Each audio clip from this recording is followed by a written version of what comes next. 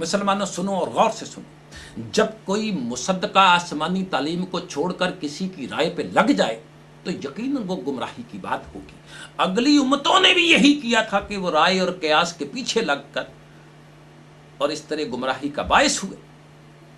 रसूलुल्लाह फरमाते हैं बनी इसराइल हक पर रहे, लेकिन जब वो राय और कयास के पीछे पड़ गए तो गुमराह हो गए और फिर औरों को भी गुमराह करने लगे। यही हाल मेरी उम्मत का भी होगा, इनकी हालत भी अगली उम्मतों जैसी हो जाएगी। सुभान अल्लाह। और रसूलुल्लाह का ये कहना सच साबित हुआ कि थोड़े अरसे तक मुसलमान कुरान और सुन्नत किताबें रहे, लेकिन फिर ये भी राय और कयास के पीछे लगकर नूर अल्लाह से अलग होकर जिल्लत के अंधेरों में गिर गए। अल्लाह सुब्हाना ने मुसलमानों को किताब अल्लाह के होते हुए बनी इसराइल की मजमूम रवश पर चलने से रोका था, और वो रवश ये थी कि उन्होंने किताब अल्लाह को छोड़कर बुजुर्गों के इजाद करदा कौलों की ताबेदारी शुरू कर दी थी। शरी मसाइल में अपने आइमा उलमा और फुकहा की तकलीद करने लगे थे और उसी को अपना दीन और उसी को अपना ईमान बना लिया था। लेकिन सद अफसोस कि मुसलमानों ने अल्लाह के नबी से अलग होने के थोड़े ही ज़माने बाद उसी रवश को इख्तियार कर लिया, वही बुजुर्गों की राय, फुकहा के अक़वाल, इमामों की तकलीद, जिससे मना किया गया उसी को अपना, फिर इसके रसूल का दावा भी करना शुरू कर दिया। सुभान अल्लाह। हजरत अब्दुल्ला बिन मसूद फरमाते हैं कि बनी इसराइल पर जब कुछ ज़माना गुजर गया, उनके दिल सख्त हो गए, तो उन्होंने अपनी तरफ से राय और कयास से मसाइल निकाल लिया। फिर उन्हें बसूरत किताब लिख लिया जिसमें अक्सर किताब अल्लाह के सरीयन खिलाफ थे। फिर उस मजमूए को दीन समझने लगे और इन्हीं किताबों पर अमल करने लगे, बल्कि औरों से भी उन्हें मनवाने के दर पे हो गए, यहां तक कि अक्सरियत इसी पर आ गई। महदूद चंद अल्लाह सुब्हाना के खास बंदे ऐसे रह गए जो वही खुदाबंदी से चिमटे रहे। फिर जब अक्सरियत के लोगों ने आपस में एक मुशावरत की कि आओ अपने मजहब की तबलीग अब जबर से करें, जो इसे माने वो हमारा, जो ना माने उससे अपना दीन मनवाएं, अगर ना माने तो उसे कत्ल कर दें। चुनाचे ऐसा ही किया। मुसलमानों इबरत पकड़ो, आज वही रवश हम में आ गई है। अरे जरा गौर तो करो, क्या हदाइया, शरे वकाइया, आलमगीरी, कंज, कदवेरी, दर मख्तार, अल मख्तार वगैरह के मजमूए खुदा की तरफ से हैं? क्या ये आइमा के मजमुआत नहीं? क्या इनके अंदर आइमा का इख्तलाफ नहीं? क्या इनके अक्सर व बेशतर मसाइल खुद इजाद करदा नहीं? क्या तकलीद और फुक्का के मनवाने के लिए पूरी कोशिश नहीं की जाती? क्या तुम में भी जबर और दबाव को काम में नहीं लाया जाता? क्या एक दूसरे फिरके को कत्ल करना ऐन सवाब करार नहीं दिया जाता? और अगर ये सब कुछ सच है तो क्या तुम्हें तुम्हारी रवश बदलना जरूरी नहीं? खुदा के वास्ते अकल और होश के नाखन लो, अपनी रवश बदलो, सिर्फ रसूल अल्लाह का अतबा करो, आपके सिवा किसी और की तकलीद ना करो। मुसलमानों का तो कलमा ही ये है कि सिर्फ खुदा की इबादत करो और मोहम्मद की अताअत करो, इसमें किसी तीसरे का नाम नहीं। इसलिए मुसलमान पर सवाए रसूल अल्लाह के किसी इमाम, वली, फकीहा और बुजुर्ग की अताअत लाजम नहीं। काश हमारे उलमा साहबान फिरका बंदी को छोड़कर तबलीग दीन, कुरान की वाज़ेह हदायत के मुताबिक करें और जानबूझकर कुरानी आयात की गलत तावीलें करना छोड़ दें। मगर ये उलमा साहबान हैं कि बिल्कुल इसके बरअक्स हर वक्त नित नए झगड़े निकालते हैं। इसकी कुरान में निशानदेही भी है। सूरह अल हज आयत 8। बाज लोगों की हालत यह है कि ना इनके पास इल्म बसीरत की कोई रोशनी है, ना किसी तरह की सही रहनुमाई, ना कोई ऐसा ज़ाब्ता-ए हयात जो इन्हें तारीकियों से निकाल कर रोशनी की तरफ ले जाए। लेकिन इसके बावजूद वो क़वानीन खुदाबंदी, आयात कुरानी के बारे में झगड़े निकालते रहते हैं। यही हैं वो लोग जो क़यामत के दिन दोहरा अजाब भुगतेंगे, एक खुद को गुमराह रखने का, एक दूसरों को गुमराह करने का।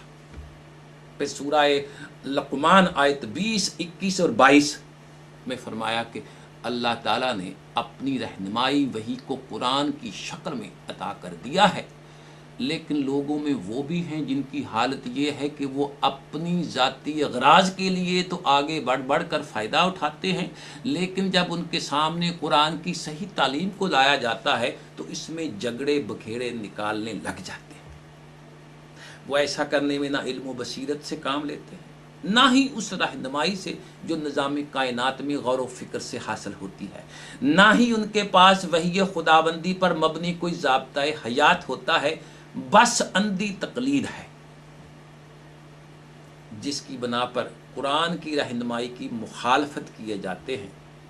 چنانچہ جب ان سے کہا جاتا ہے کہ اس ضابطۂ ہدایت کا اتباع کرو جسے خدا نے نازل کیا، تو کہہ دیتے ہیں نہیں، ہم تو اسی پر چلتے رہیں گے جو ہمیں پیر و مرشد نے دکھائی ہے، جس پر ہم نے اپنے آباء و اجداد کو پایا ہے، خواہ وہ روش شیطان کی وضع کردہ ہو۔ زندگی کی صحیح روش یہ نہیں کہ تم اسلاف اور اپنے پیشواؤں کی بلا سوچے سمجھے پیروی کرتے جاؤ، بلکہ اللہ کی کتاب کو اپنا رہنما بناؤ، اور یہی راستہ ہے جس سے تمہاری دنیا بھی سمر جائے گی اور آخرت بھی۔ یہ اللہ سبحانہ کے ارشادات ہیں۔ ایمان کے اعتبار سے مسلمانوں، حقیقی علم تو وہی ہے جو وحی کے ذریعے رسولوں کو دیا جاتا ہے، جس کا انحصار حقائق پر ہوتا ہے، محض قیاس آرائی یا غیب کی باتوں پر نہیں، اور عقیدہ بھی وہی صحیح ہے جس کی بنیاد قرآن پر رکھی گئی ہو۔ اگر کوئی مسلمان عقیدہ کی بنیاد قرآن کے احکامات کی بجائے انسانی تصورات اور خیالات کو بنا لے تو دین اسلام اسے اس بات کی اجازت نہیں۔ اب جب قرآن کریم مفاہیم و مطالب میں بالکل واضح ہے، اور اگر اب کوئی دوسرا اس کے متن کو اپنے مطالب میں ڈھال کر کوئی عقیدہ تراش لے تو اس کی بھی کوئی حیثیت نہ ہوگی، بے شک وہ اپنے موقف میں کہیں سے کوئی حدیث ہی کیوں نہ ڈھونڈ لائے۔ مسلمانوں، اگر ہمارے عقائد اور اعتقادات قرآن کی ہدایت اور ارشادات کے مطابق درست ہو جائیں تو تمام تفرقات اور اختلافات خود بخود مٹ جائیں۔ تو آئیے اب ان عقائد کو ہم دیکھیں۔ ان عقائد کو ہم دو حصوں میں تقسیم کرتے ہیں۔ ایک وہ عقائد ہیں جن کا تعلق ایمان سے ہے، جو کہ 5 ہیں: اللہ پر ایمان، رسولوں پر ایمان، کتابوں پر ایمان، ملائکہ پر ایمان، آخرت پر ایمان۔ ان 5 پر ایمان لائے بغیر دین اسلام کی کوئی بات بھی آگے نہیں بڑھ سکتی۔ اب اللہ پر ایمان لانے سے مراد ہے کہ مسلمان اس بات کا یقین کریں کہ اللہ ایک ہے، اس کا کوئی شریک نہیں، وہی رازق، خالق، مالک یوم الدین ہے، وہی نور السماوات والارض ہے، وہی حاضر و ناظر اور عالم الغیب ہے، وہی مختار کل اور ہمیشہ زندہ رہنے والا ہے، وہی حاجت روا مشکل کشا دستگیری کرنے والا ہے۔ اور رسولوں پر ایمان لانے سے مراد ہے کہ 4 آسمانی کتابیں اور دیگر انبیاء پر نازل ہونے والے صحائف پر ایمان لانا بھی ضروری ہے۔ ان کی تعلیمات کو اللہ سبحانہ کی طرف سے سچی تعلیمات سمجھنا اور ان کے مطابق اپنے عقائد کی تشکیل کرنا بھی ضروری ہے۔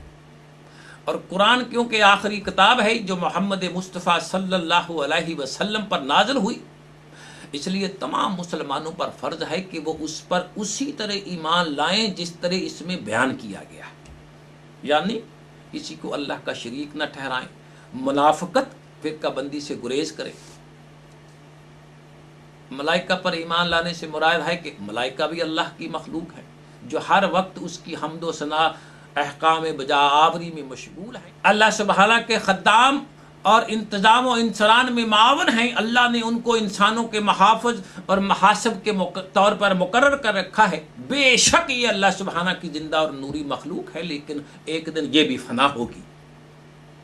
آخرت پر ایمان لانے سے مراد ہے کہ اس زندگی حیات الدنیا کے علاوہ ایک دوسری زندگی بھی ہے جو مرنے کے بعد نصیب ہوگی، اس میں اعمال کے مطابق جزا اور سزا کا فیصلہ ہوگا۔ اچھے اعمال والے جنت میں جائیں گے، برے اعمال والے دوزخ میں آتا ہے۔ جب کوئی انسان ان 5 باتوں پر ایمان لے آتا ہے تو وہ اللہ کے ساتھ ایک معاہدہ میں آ جاتا ہے، اب اس پر لازم ہوتا ہے کہ وہ معاہدہ کے مطابق زندگی بسر کرے۔ اب جب انسان اس معاہدہ سے انحراف کرتا ہے تو اللہ سبحانہ قانون مہلت کے تحت اس کو ڈھیل دیتا ہے، پھر اسے پکڑ لیتا ہے۔ کچھ لوگ تو اس دنیا میں ہی گرفت میں آ جاتے ہیں، کچھ کو وہ مرنے تک کی مہلت دیے رکھتا ہے، اور اس کی سزا کا فیصلہ یوم حساب کو کیا جائے گا۔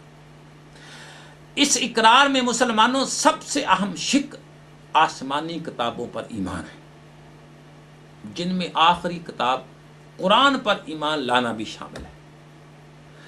اگر بغور مطالعہ کیا جائے تو جو انسان قرآن پر ایمان لے آئے گا تو وہ خود بخود اللہ سبحانہ، رسول، ملائکہ اور آخرت پر ایمان لے آئے گا، کیونکہ یہ سب قرآنی احکامات ہیں۔ اب یہ حقیقت ہے کہ اگر قرآن پر صدق دل سے ایمان لایا جائے تو کوئی اختلاف رہ ہی نہیں سکتا، کیونکہ قرآن تو آیا ہی اختلافات مٹانے کے لیے۔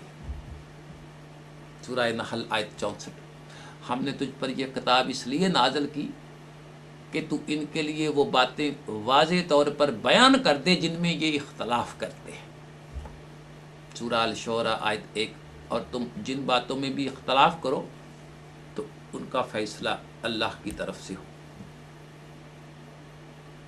ارے قرآن تو تاکید کرتا ہے کہ جس بات میں تمہیں اختلاف ہو اس کے لیے کتاب اللہ کی طرف رجوع کرو، تمہیں وہاں سے حتمی فیصلہ مل جائے گا۔ پھر مسلمانوں، قرآن کریم نے اپنے سمجھنے کے لیے اصول بھی بیان کر دیا کہ اگر قرآن کریم کو خود قرآن کریم سے اس کے بتائے ہوئے اصولوں کے مطابق سمجھنے کی کوشش کی جائے تو اس کے احکام اور قوانین کے سمجھنے میں کوئی اختلاف پیدا نہیں ہوتا۔ یہ جو آپ فرقوں میں اختلاف دیکھتے ہیں اس کی یہ وجہ بھی نہیں کہ قرآن ہر مسلک کے ماننے والوں کی ان کے خیالات کے مطابق ان کی تائید کرتا ہے، نہیں، بلکہ اس کی وجہ یہ ہے کہ مختلف فرقے اپنے اپنے عقائد کو اسلامی قرار دیتے ہوئے قرآن سے دلیل ڈھونڈتے ہیں۔ اگر انہیں کوئی آیت مل جائے تو اسے تائیداً ساتھ رکھ لیتے ہیں، اگر قرآن کی آیت خلاف جاتی ہو تو اس کی تعویل اس طرح کرتے ہیں کہ وہ ان کے عقیدہ کے مطابق دکھائی دے۔ اب مثال کے طور پہ قرآن کی آیت کریمہ جس کا مطلب ہے کہ اے رسول، لوگوں کو بتا دو کہ اگر وحی کے مطابق زندگی بسر کرو گے تو تمہیں جنت کی بشارت ہے، اور اگر وحی کے خلاف زندگی بسر کرو گے تو دوزخ کی ہلاکت ہے۔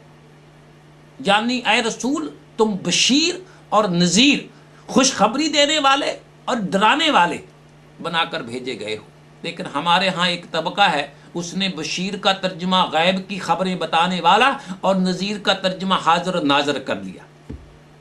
یعنی اس طبقہ اور فرقہ نے اپنے عقیدے کے مطابق قرآن کے الفاظ کی تعویل کر لی۔ قرآن کی تفسیر میں اختلاف مسلمانوں صرف فرقوں کی باہمی ضد کی وجہ سے ہے، اور ضد بھی ایسی جو سراسر خود غرضی اور جہالت پر مبنی۔